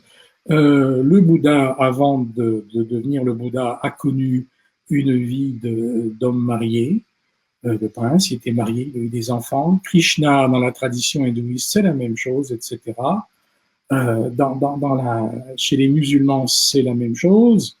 Euh, Pourquoi toujours opposer le corps et l'esprit? L'un est le prolongement de l'autre. Autant le corps, le corps provient de l'esprit, autant c'est le corps qui sert à l'esprit pour se révéler. L'un a besoin de l'autre. Et comment dire, la façon dont Yeshua concevait la chair n'était pas d'une façon sexuelle au sens animal où nous l'entendons, c'est-à-dire pas au sens primaire, mais au sens sensuel, c'est-à-dire qu'il faisait participer, selon la tradition tantrique, dans toute la plus belle acception du terme, le corps et les sens pouvaient participer de la floraison de l'esprit par le contrôle des énergies. Donc, Évidemment, c'était une façon de connecter au divin. pardon, C'était une façon de connecter au divin, en fait. à partir du moment où on ne vivait pas cela de façon animale au sens primaire du terme, c'est-à-dire que c'est un outil dans lequel il y a une force extrêmement sacrée, je parle de la sexualité. Ouais. Si on comprend cette force sacrée, si on s'en sert comme il le faut, il faut de l'éducation aussi pour ça, il faut de l'enseignement, elle est un instrument de révélation de l'esprit. Et lui a toujours vécu et enseigné de cette façon-là. Et le fait qu'il ait épousé Marie-Madeleine, Myriam de Magdala, il y a 2000 ans, ça ne gênait absolument personne. C'était dans la nature des choses. C'était tout à fait dans la nature des choses. C'était même une façon pour lui de se normaliser, lui qui était si atypique parmi ceux qui étaient considérés comme des rabbins à l'époque. Bien qu'il n'ait jamais été rabbin, il était un peu considéré comme cela par l'ensemble de la population, en fait. Donc, pour lui, c'était quelque chose de beau, et aussi une façon de chasser la dualité dans le monde. Mm-hmm. Pas de fracture, rien entre le divin et l'humain. Une façon comment dire, de communier à ce qu'il y a de divin dans l'humain, puisque si on dit Dieu est partout, hein, je répète souvent, Ouais. Dieu est partout, ça tous les chrétiens et toutes les traditions, tout le monde est d'accord avec Ouais. Dieu partout. Mais partout, il n'y a pas de demi partout. Partout, c'est partout. Ouais. Ça peut être même dans un sexe, même dans un acte sexuel. Partout, c'est partout. Et même dans l'air, comme tu parlais à un moment donné dans une entrevue. Oui, mais Ouais, oui, il n'y a ouais, pas de partout. Après, c'est l'être humain qui fait de cela quelque chose de beau, ouais. quelque chose de parfois reluisant. Et ça, c'est dans tous les domaines de la vie également, hein, pas spécialement Mhm. dans la sexualité. Ouais. La sexualité est quelque chose qui représente particulièrement un nœud dans la vie de l'humain, tout simplement parce que ce potentiel d'ascension que nous avons en nous et que les traditions orientales appellent la Kundalini est à la base de notre corps. Hein. C'est un potentiel d'ascension intérieure. Alors ce potentiel d'ascension, on peut l'utiliser effectivement à la verticale ou on peut l'éparpiller à l'horizontale par des pratiques avilissantes et je veux dire, ou alors simplement animal, tout simplement en horizontal. Ouais. Merci beaucoup, Daniel. On va pas, avant de passer aux questions, je vais juste parler un petit peu du tirage qu'on va faire tantôt. Donc, j'ai publié sur ma page Facebook une publication où on voit les 2 livres de Daniel. C'est marqué tirage des deux tomes. Donc, Oui. ceux qui ne possèdent pas les tomes, que vous seriez intéressés à participer à ce tirage-là, ben, je vous invite à aller, pendant qu'on va répondre aux questions, à aller sur cette publication-là et de faire un like et d'écrire un commentaire. Puis le commentaire, ben, ça peut être qu'est-ce que vous avez apprécié le plus aujourd'hui dans l'entrevue qui s'est passée ou quelque chose qui vous a peut-être touché ou capté votre intérêt. Puis par la suite, je vais faire un tirage. Ça va être automatique. On va le faire en direct. Là. Vous allez voir comment ça se passe. Donc, c'est sur ma page. Et je vais faire peut-être juste, si jamais il y en a qui écoutent d'ailleurs, je vais publier juste l'adresse. Ça devrait normalement, l'adresse de ma page, comme ça, vous devriez le voir comme ça. Donc maintenant, on va passer, Daniel, à certaines des questions. Il y en a une que j'ai vu passer tantôt que je me suis fait poser. Est-ce que Jésus aurait eu des enfants? tu, tu dois t'être fait poser la question des milliers de fois. Hein? C'est une question qu'on me pose souvent. Moi, Ouais. oui, ce que j'ai revécu à travers ses yeux, non. OK. Je sais qu'il y a beaucoup de livres hein, qui développent des thèmes comme celui-là, mais bon, excuse-moi. Oui. Donc, j'invite tous ceux qui sont ici à écrire vos questions. C'est le moment maintenant. Pas d'après tout ce que j'ai revécu à travers ses yeux. Maintenant, les relations familiales, à l'époque, c'était quelque chose d'extrêmement étendu. Hein. Il faut bien se dire que, pardon, Oui, il n'y a pas de problème. voilà, il faut bien se dire que les relations, c'est un petit peu comme en Afrique aujourd'hui. Un homme peut très bien dire j'ai une trentaine d'enfants. Et en fait, ce ne sera pas 30 enfants à lui, ce sera les enfants de son frère qui est par exemple défunt, etc. Les enfants qu'on a pu éventuellement adopter, etc. La notion de famille est extrêmement élargie. Hein. Alors, ça brouille un peu quelquefois des choses dans l'histoire. On peut appeler quelqu'un mon fils sans nécessairement que ça soit son fils. Euh, Ouais. Frère, est-ce que c'est frère selon le sang? Est-ce que c'est frère en esprit?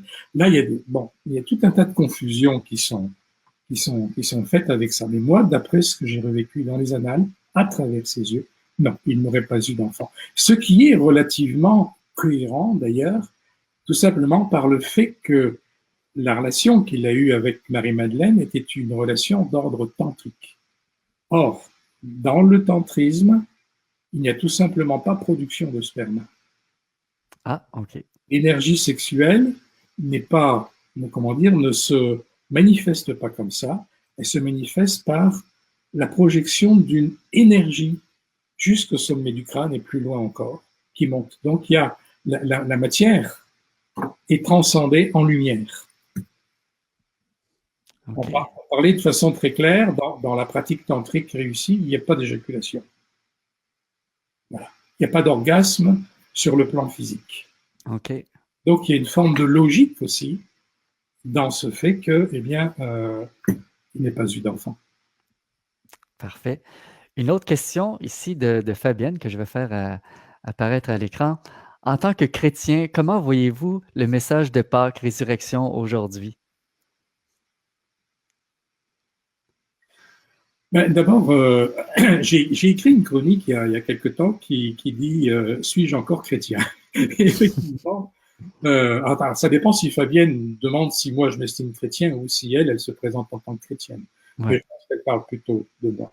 Moi, je me sens, comme je disais tout à l'heure, plus chrétien que chrétien parce que je ne peux plus me reconnaître dans la tradition chrétienne d'aujourd'hui, toute tendance confondue, même si je respecte parfaitement cela. Euh, pour moi, la notion de le message de Pâques est un message de résurrection intérieure, c'est-à-dire de transcendance de notre être, une invitation à la transcendance. C'est pas la célébration, comment dire, de la résurrection de Yeshua, puisque je présente une version un peu différente de celle de l'Église, je parle plutôt d'une régénération que d'une ouais, résurrection. Mais c'est un message d'invitation à la transcendance intérieure, effectivement. C'est-à-dire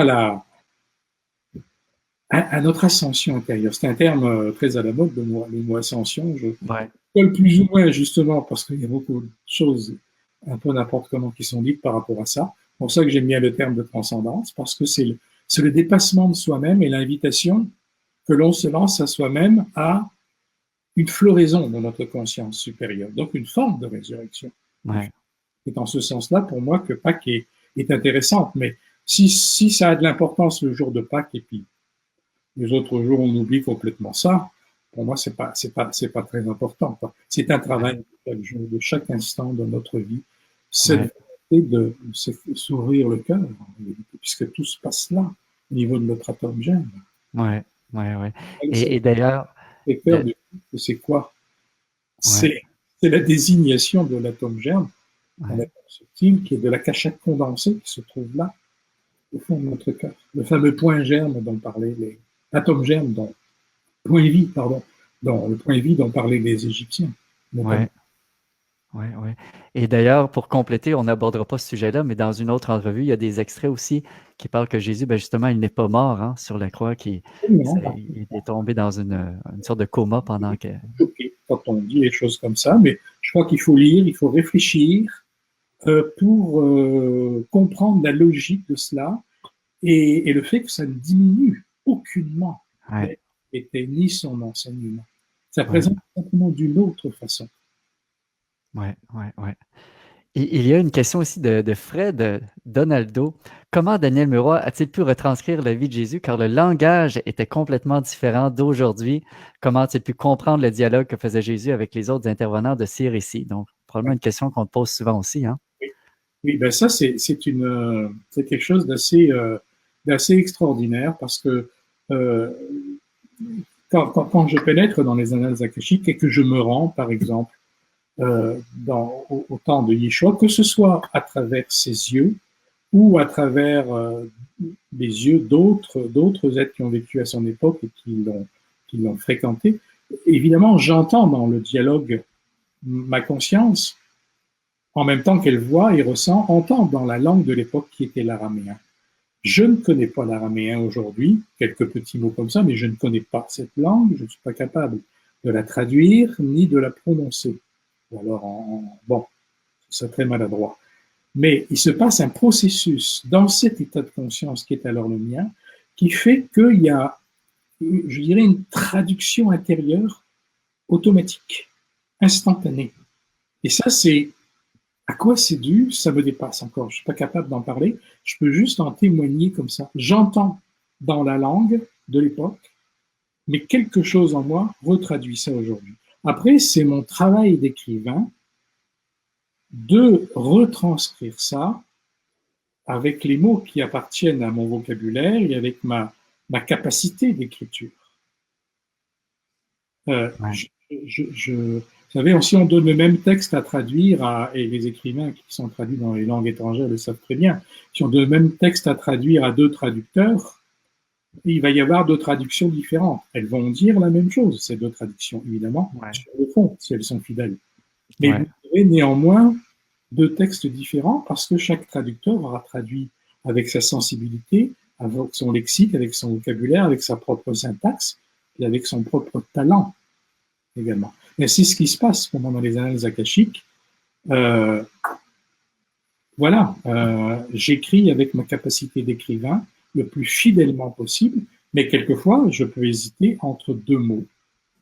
Je me dis lequel est le plus valable, lequel est le plus porteur et le plus fidèle à moi, ce que j'ai entendu et ressenti. Ouais. C'est ça. Et la mémoire akashique, pour moi, quand je sors d'une expérience de lecture des annales akashiques, je l'ai souvent dit, mais je le répète, parce qu'il y a toujours des personnes qui ne l'ont pas entendu, qui ne l'ont pas lu, la mémoire de mes vécus akashiques demeure très intacte pendant 3-4 heures. Et c'est pendant ces 3-4 heures, tous les jours, que je dois vraiment écrire pour que ce soit le plus fidèle possible. Après, ça se dissout un petit peu, comme dans la vie normale, en fait. Ouais. Un peu. Donc, pour moi, la rapidité de l'écriture est extrêmement importante. Il y a des moments qui sont extrêmement difficiles et longs à écrire, délicats à écrire, et il faut que je revoie plusieurs fois, je dirais, le même passage, entre guillemets, dans les akashiques. Et c'est ça, moi, que je trouve particulièrement intéressant, c'est pas le mot, je suis même pas capable de trouver le mot, mais d'avoir accès justement à des dialogues spécifiques qui se sont dits, qui se sont échangés. Et donc, c'est pas juste des intuitions ou ce que tu penses qui aurait pu être dit, tout est le plus précis possible. Ça, je tiens à le dire, c'est absolument pas des impressions, des intuitions, des interprétations, c'est le plus précis possible. Ouais. Pour moi, c'est extrêmement clair. Après, c'est ma qualité de plume, on peut appeler ça comme ça, qui fait que les phrases sont plus ou moins bien balancées. Il est évident que par moment, je supprime des répétitions. Parce que dans la vie de tout le monde, quand on parle en direct, quelquefois on se répète. Et on se répète même tout le temps. On reprend un mot parce que on dit tiens, peut-être là, j'ai pas. Lui, il faisait la même chose quand il enseignait. Il y a des choses qu'il répétait un peu, ou pour lesquelles il revenait pour préciser, comme tout le monde dans la vie de tous les jours. Et moi, mon travail d'écrivain, c'est aussi quelquefois de supprimer une répétition, parce que je dis, ah, ça, j'ai déjà dit qu'il l'avait dit. Donc, hop, je vais couper ça, je ne vais pas le répéter, ça ne sert à rien. Ouais. Il y a un travail de montage. Participe à la cohérence du discours, tout en laissant ce discours comme il a été, le restituer à lui-même, avec l'onde de beauté que nous recevions à l'époque. Ouais. Parce que quand on reçoit quelque chose de beau, on va le retransmettre, on veut le retransmettre de la meilleure façon possible. Voilà. Ouais. Une toute dernière question pour toi, Daniel, que moi, je l'ai vu passer une couple de fois. Est-ce que Jésus est réincarné ou est-ce qu'il est supposé revenir? La fameuse question qu'on te pose probablement aussi souvent. Hein? Il m'a été dit qu'il s'est réincarné en 62 au Liban. Okay. Je crois peut-être, je ne l'affirmerai pas, l'avoir croisé en chair et en os au Liban pendant quelques minutes. J'ai reçu son enseignement, pas au Liban, en Syrie, pardon. Je dis Liban, c'est la Syrie. Excusez-moi, j'ai fait un lapsus. Non, c'est mon voyage en Syrie, c'est relaté dans le livre Par l'Esprit du Soleil. J'ai relaté cet enseignement reçu de lui dans ce livre dans ce voyage en Syrie. Je n'ai plus de signes, je veux dire, concrets de lui, de sa part. Donc, je ne sais pas s'il est encore vivant sur cette terre aujourd'hui. Je suis, je peux le dire, entré à certains moments de la relation de ce livre-là, des 2 tomes du livre Secret de Yeshua, en relation télépathique avec lui à quelques reprises. On peut s'en apercevoir, comment dire, dans le livre lorsque le jeu prend un peu de recul sur l'histoire. Lorsque dans le récit, il dit, par exemple, 2000 ans plus tard, etc., etc. D'ailleurs, ils ne sont pas nombreux, ces moments-là. Alors, il y a des gens qui m'ont dit, mais c'est bizarre, parce que là, on a l'impression qu'on parle comme maintenant. Ouais. Effectivement, et ce sont les moments que j'ai voulu retranscrire, où moi je recevais ce message-là durant mon écriture. Et ça ne correspond pas à des messages vécus dans les annales akashiques. C'est le recul que sa conscience, incarnée ou pas, je n'en sais rien, a maintenant. Et on peut très bien comprendre que cet être ne se manifeste pas aujourd'hui, je crois, parce que c'est certainement pas le moment venu avec... faut qu'on aille jusqu'au bout de ce qu'on a à vivre sur cette terre, certainement. Et puis, on a mis une belle pagaille, il va falloir qu'on la règle la plus possible par nous-mêmes. Ouais. Super, un gros merci, Daniel. De Jésus, Yeshua, en tant qu'homme, c'est-à-dire du maître de sagesse, de l'avatar, où est-ce qu'on attend le Christ? Mm-hmm. Ce sont deux réalités différentes qui ont fusionné il y a 2 millénaires. Et ça ne veut pas dire qu'aujourd'hui, le maître avatar qu'a été Yeshua soit aujourd'hui le porteur désigné du Christ. Mm-hmm. Se laisser la porte ouverte dans la conscience. Il faut faire un peu de gymnastique. Oui.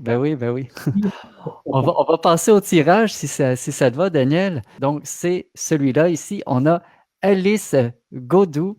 Donc, Alice, ça va être vous qui va être notre gagnante aujourd'hui de cette... Pour le tome 1 ou pour le tome 2? Moi, est-ce qu'on en fait 2? Ça arrive. Oui. OK, on va faire un. Fait qu'on va dire que ça, c'était le tome 1. Voilà. OK. Puis allons-y pour une deuxième fois pour le tome 2. Nicole Reese, qui va être notre deuxième gagnante. Super. Ah ouais, ça, je ne l'ai pas montré, mais donc ça va être Nicole Reese. Voilà, donc, Daniel, je vais t'envoyer... message privé, leurs coordonnées. Exactement. Et juste avant de terminer, Daniel, tu as parlé un petit peu de ton prochain livre. Je ne sais pas si tu veux en glisser un mot ou... Je pense pas. On en a parlé un petit peu. Hein. Il y a... sur Internet. Et puis, ouais.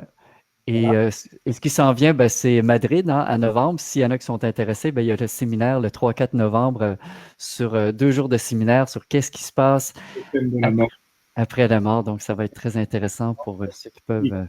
L'accompagnement aussi aux personnes qui partent. Ouais, super. Daniel, un gros merci. J'apprécie énormément ce temps-là. Merci à toi. Merci à tout le monde qui a été ici, qui ont été pendant l'entrevue. Ça a été un petit peu plus long qu'on pensait. Merci d'avoir été là. Je vais juste faire une prochaine annonce. Aussi, je vais faire... j'ai eu la confirmation avant-hier que l'entrevue avec Stéphane Alix, ça va être le 20 novembre prochain. Donc, ceux qui s'intéressent, vous pourrez participer à ce moment-là. Donc, merci. C'est une très belle personne. Oui, je pense que ça va être intéressant, qui est justement sur son livre qui s'appelle Après. Donc, des témoignages de ceux qui ont eu des expériences de mort imminente. Donc, ça va pouvoir permettre d'approfondir davantage ce thème-là. Donc, merci à tous. Merci, Daniel. Et je vous dis... Il y a tous nos amis qui ont écouté cet entretien, qui y ont participé aussi très activement. Ça me touche beaucoup et je suis heureux d'avoir pu partager ces moments-là avec vous tous. Ah oui, ça a été vraiment un beau moment. Merci encore à tout le monde. À bientôt. À bientôt. Au revoir.